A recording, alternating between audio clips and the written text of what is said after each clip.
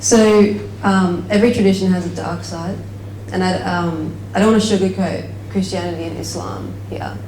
So I want to move into some more critical questions of the tradition, and we'll end on a high note, I promise, but I do think it's important to address these. So in what ways have Christian and Muslim institutions failed to embody some of these ideals that you've spoken about when it comes to love and compassion? Where have we failed so that we can be better in the future? Nice try. Well, as you mentioned at the beginning, we're on stolen land. If you go into that chapel and you look at the big stained glass window, the other end, above the altar, you'll see Constantine,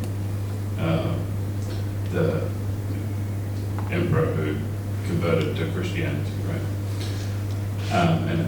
And famously, supposedly saw, the sign of the cross in the sky. You see this depicted, and it says, "In hoc signo vinces." In this sign, you will conquer. So, from the 4th century onwards, Christianity managed to get itself tangled up with Roman imperial politics. And if you know anything about Roman imperialism, it's not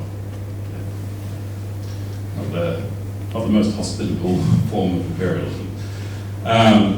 But Christians have embroiled themselves in all kinds of institutional forms, sometimes thinking, hey, maybe we can do something good through this, and then it turns out, no, this is horrific. Christians have, historically performed all kinds of violence against Islamic populations, famously in the Crusades, but also through the Reconquista and the forced conversions. And to this day, one of the strange things about the contemporary West is that a lot of Christianity lives in and through secularity. And this is one of the things I study, right? And so, I would consider something like the War on Terror to be a kind of, it's a Christian problem. So sometimes the sort of, the Christianness of the violence that is taking place now is obscured by the way that it's framed in political terms. That we sort of have become sort of theologically illiterate, and we don't understand how we're actually legitimating ourselves, legitimating these violent acts out of elements of the Christian tradition. So there's all of these darknesses in Christian history, and I could list a whole lot more. And present, based on what you've just said too, as in our present, even though it might be obscured. Yeah, precisely. Yeah, thank you. Yeah. Well, in the case of Islam, firstly, we don't have institutions, that we can say have they failed or not. Islam is a non-institutional religion. Yes, there are mosques, but mosques don't represent the religion, they're just places of worship. There are government-appointed muftis, but these are official positions that don't represent religion. The representation of religion has become very contested ground in the case of in Muslim history. I guess that's another topic. But I guess there is an image out there that what I have described you may think, okay, it doesn't fit a certain Muslim image. So I think there's a number of things there. The first one is it's a human problem. Like invariably we have weaknesses, limitations, imperfections in the way that we understand and practice religion, and that is definitely a source of shortcomings that we may see in people. That's number one. So number two, there is a small minority of radicals that emerge in the Muslim world that resorted to terrorism, and they justified or rationalized the means of reacting to the world using Islamic arguments. I guess that's where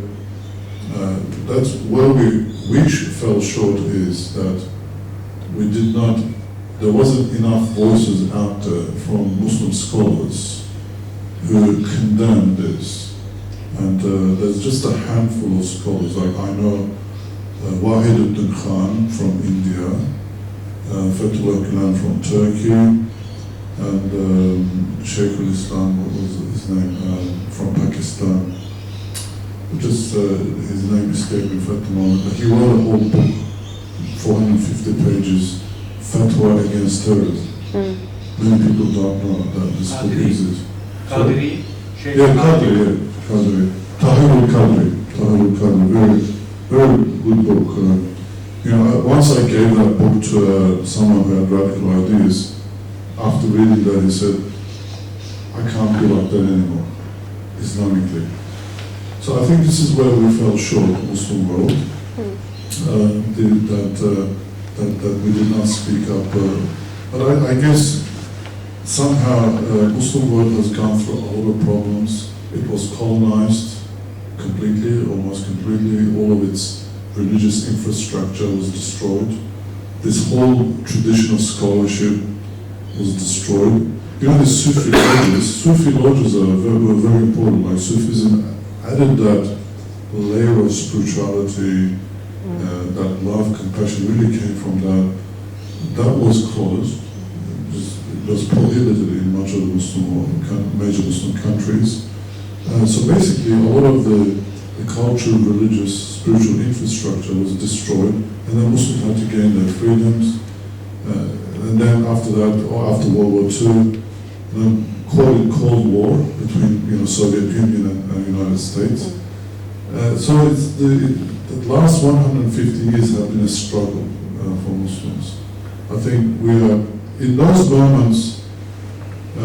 Because of these, there have been conflicts, whether that's political or other economic reasons. I think we need more reminders that there is mercy and compassion in Islam. And this is where dialogues come in. Like I think dialogues with Christians or like Abrahamic religions, it reminds Muslims that aspect of the religion, Islam. This has been my experience in the last 25 years at least. Yeah, so education is really important, conversations are important. As you were speaking, I was thinking about the efforts, the efforts of the Catholic Church to try to address some of the injustices that they perpetrated over the years. I was wondering if there's any parallels in Islam or Christianity where either like significant figures or groups have stepped up and actually said we haven't been loving, we haven't been compassionate here. As I said, there was no institutionalized or systematic failure of that sort in the case of Islam. There's no institutions of that nature that you could say that they failed or did something very wrong. I can't think of anything. Yeah, what about Christianity? I mean, I just said Catholicism, but there are other forms of Christianity, even locally, Yeah, it's hard to come up with an example. A lot of the time,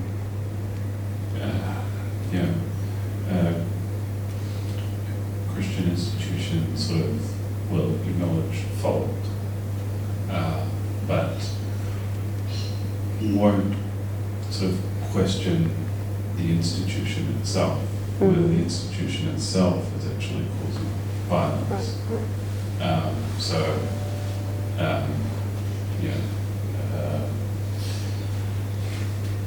What can I touch on with that? I mean, well, in the case of, for instance, redress, which is very much an issue in the Anglican Church as well. There's of course, okay, you are at fault here, and we want you to. The government says we want you to pay redress, of course, but then we end up in court. We end up sort of, in synod meetings using kind of euphemisms to talk about financial crises and things like this, and worrying about what it is to keep this institution going? How do we keep this thing alive when a really fundamental thing has been asked about the integrity of this whole thing? And one of the Anglican theologians I studied, Donald McKinnon, calls this ecclesiological fundamentalism, which is different to just kind of being, you know, fundamentalist about some kind of particular area of Christian doctrine, but it's being fundamentalist about the persistence of the institution no matter who it runs over. And, you know, this is one of the questions that the church is going to have to face as Victoria enters into treaty negotiations and things like this. You know, the church turns up, the Anglican Church turns up at the Truth-Telling Commission and says, we have $1.3 billion worth of real estate in Victoria. Okay. What are we going to do? Because, you know, this is a sort of existential crisis in a certain sense for, you know, for certain institutional structures. But the question that's being asked of us is, do we have the ability to continue to be Christians, to continue to be Anglicans, to continue to act out of our traditions in the absence of all of these things that we have unjustly gained? So that's not really to answer your question, it's not really to provide a positive example, but I think it's something that, you know, we're going to have to face. Because if you don't face it, you increasingly, publicly,